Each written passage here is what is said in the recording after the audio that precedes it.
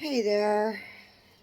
It's been a long time since I've done a video or any live. I figured I'd better just do a video because lives are being deleted after so many days now on Facebook. Lost a lot of videos, but that's okay. I just wanted to talk about boundaries. I think I haven't done anything because I lost my voice for a while, you know. A lot of you know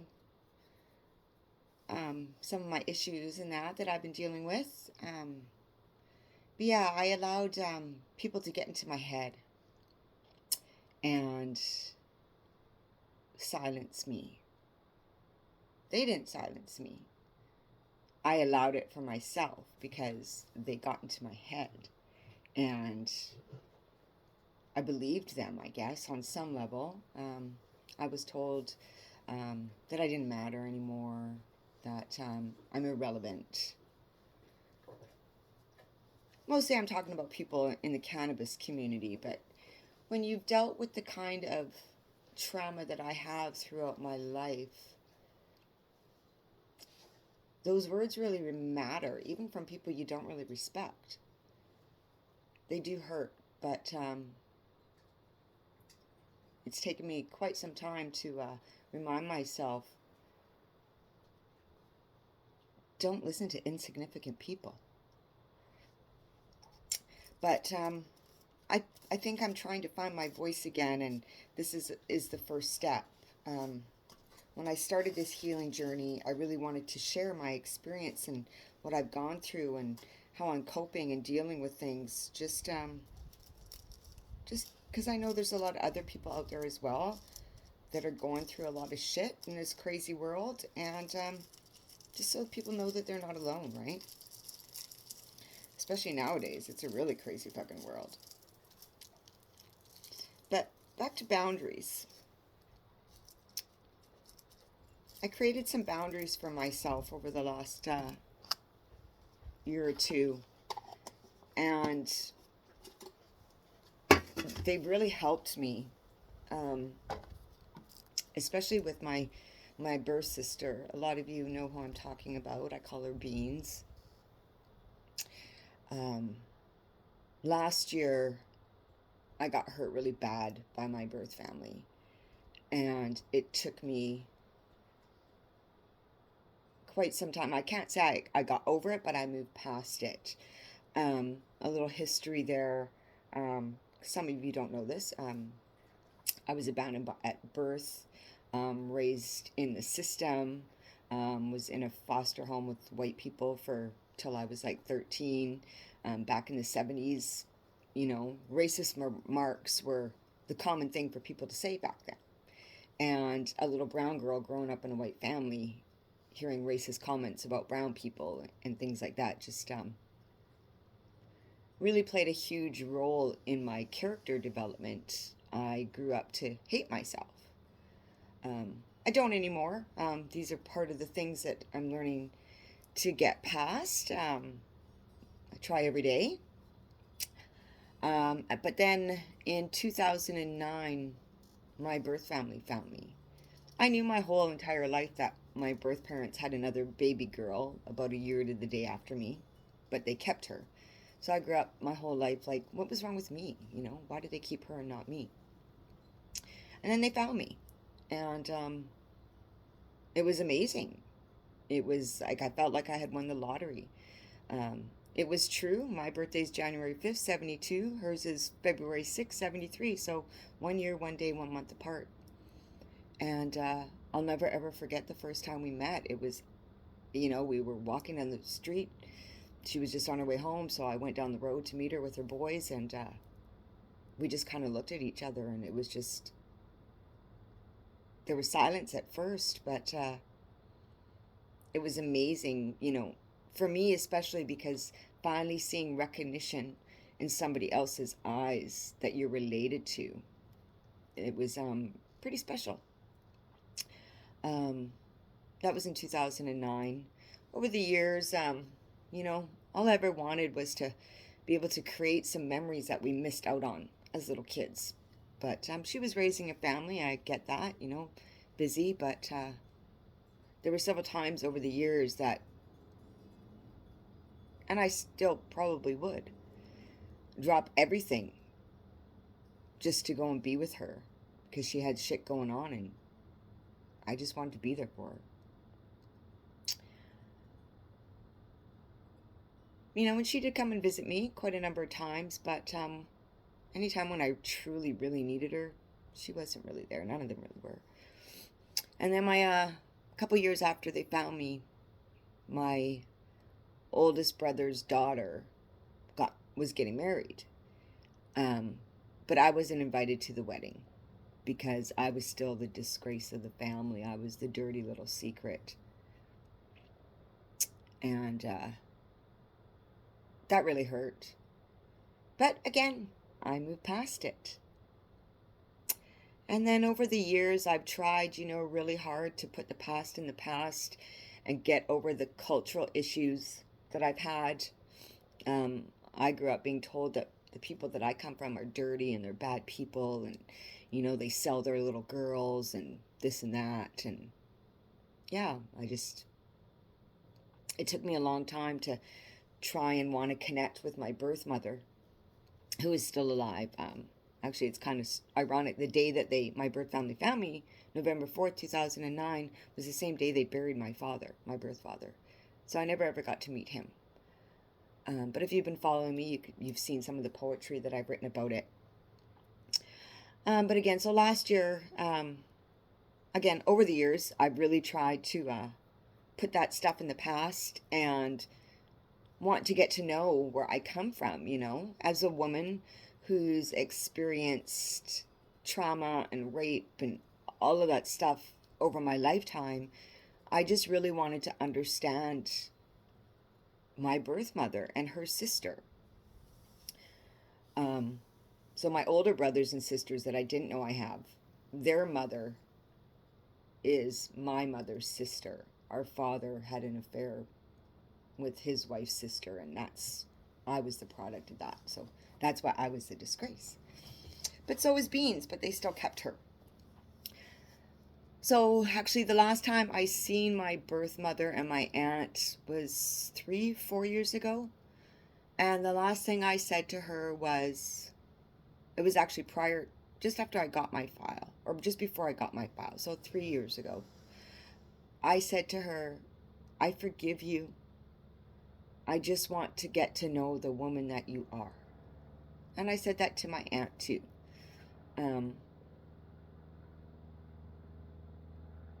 My aunt has never ever liked me.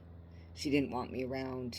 I was the reminder of what her husband did. But on the same hand, she raised my sister Beans as her own. Beans calls her mom. And our birth mother, she calls her aunt. So last year, I got a phone call from my sister that our birth mother has got throat cancer. And I immediately wanted to run to her.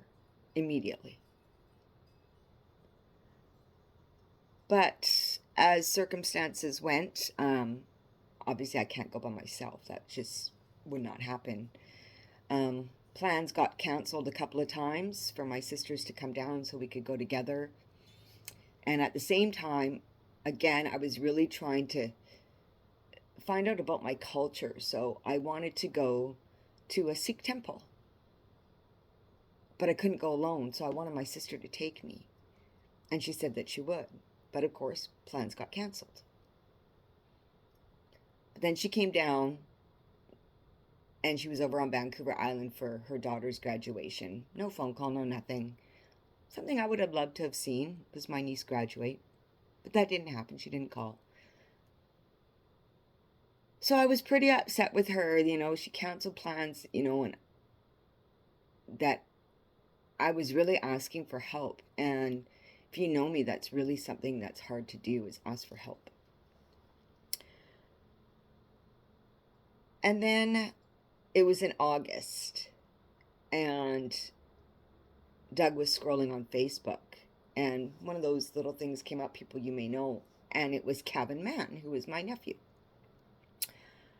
So Doug checked his page out to see if it was relation to me, and he seen a post that Kevin's grandmother had passed away on August 3rd, which was my aunt.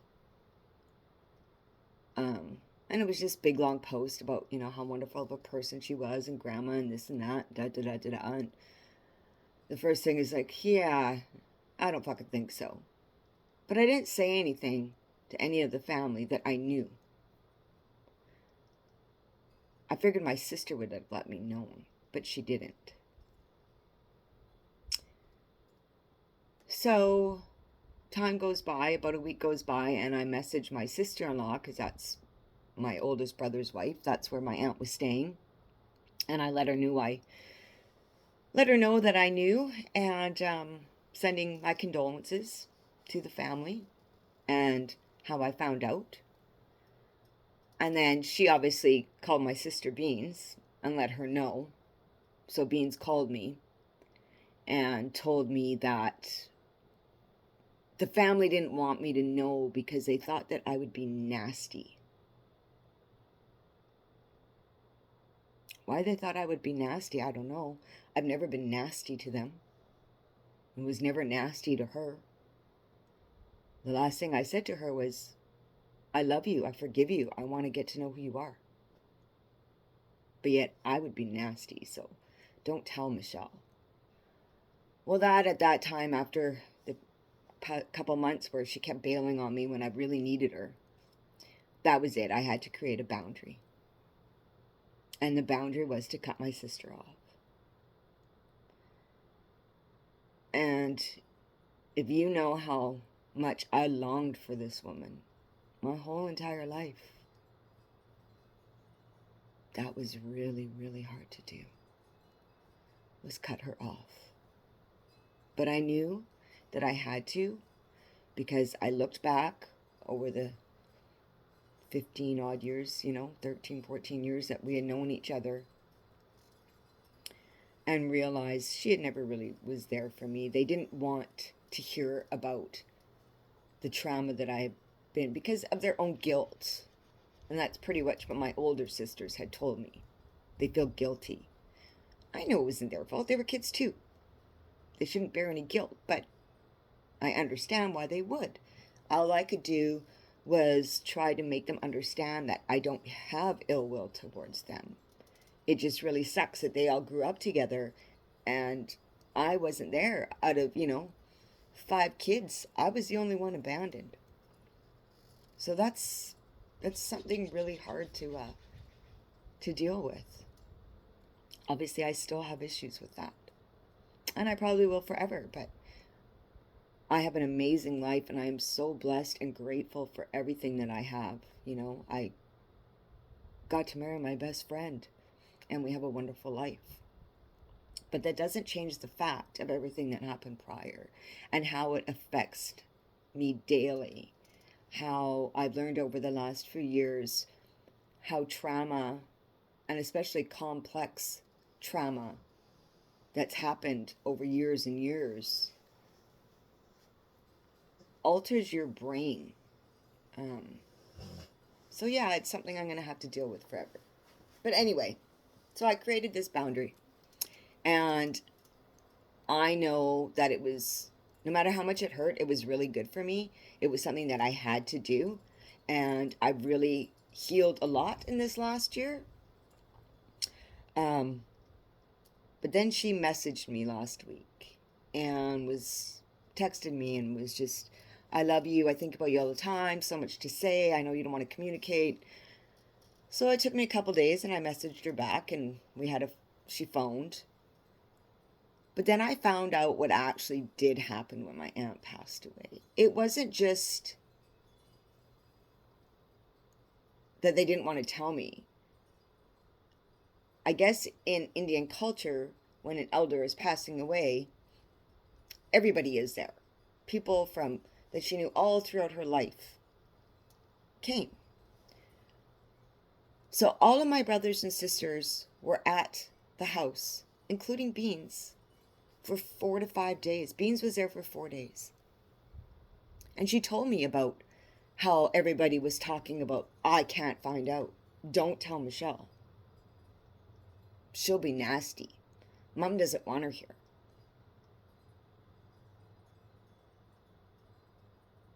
And I listened to her. And I accepted her apology. But then I remembered. Our older brothers and sisters did the same thing to Beans when our father passed away right before they found me. He was actually in the hospital she worked at for 2 weeks before she found out. But at least she was able to go and say goodbye. She did get to see him. So she knew, and I know how much that traumatized her, that they didn't tell her. But yet, all of them sat in that house and conspired against me to not tell me. Because I would be nasty. That just goes to show how little they actually know me. Because if you know me, I'm not a nasty person. I may be a nasty woman, but in the good sense, I'm not a nasty person. And the more I thought about it, the more hurt I was. I've actually been really fucked up for the last few days. Just totally felt detached, lost, like that broken little girl. But today, if you know the significance of today, is August 8th, and that's the Lion's Portal. And lions represent strength and courage. And I'm feeling that today. I know that the boundary that I created for myself with my sister, I have to keep in check. I cannot allow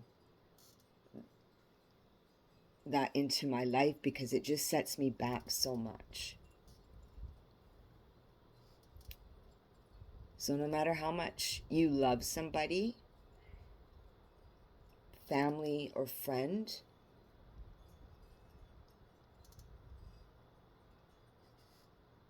sometimes you just have to let them go for your own peace of mind, for your heart, for your soul. Because I know she will never, ever, ever be able to be the sister that I needed. And I've had enough fair weather friends in my life. I don't need any more.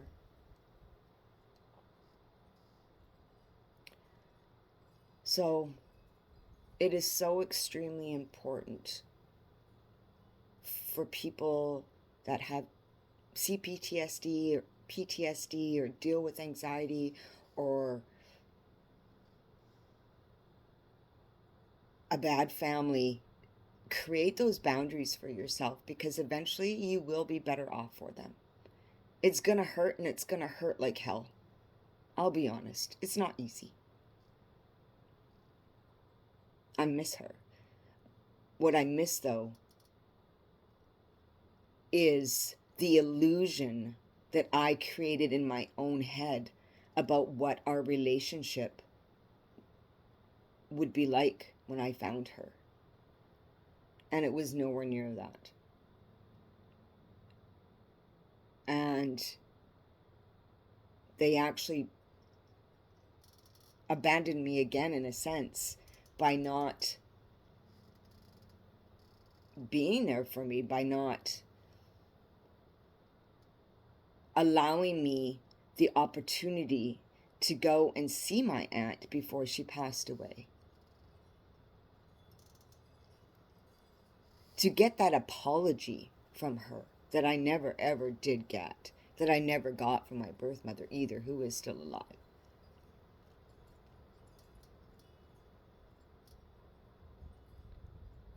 Because there were 3 adults, my birth mother, my birth father, and my aunt, who were all responsible for abandoning me and just leaving me for dead at the hospital. I found that out when I got my file, but I would have really have liked that apology from her. And I think, well, I can't say what she is, but I know for myself, if I was in that situation, I would 100% want to make amends to anybody that I hurt in my life. Even if I didn't know it, I want them to come and tell me so I can make amends. But that's not going to happen. So that's why I had to create these boundaries. And if you're thinking about creating boundaries with somebody that you love, do it. Do it. You will be better off for it. Anyway, I've been rambling for 20 minutes. Got a joint in my hand. I'm gonna go and sit outside and look at the ocean and listen to the birds and watch the bees and get some Mother Nature therapy. Peace out.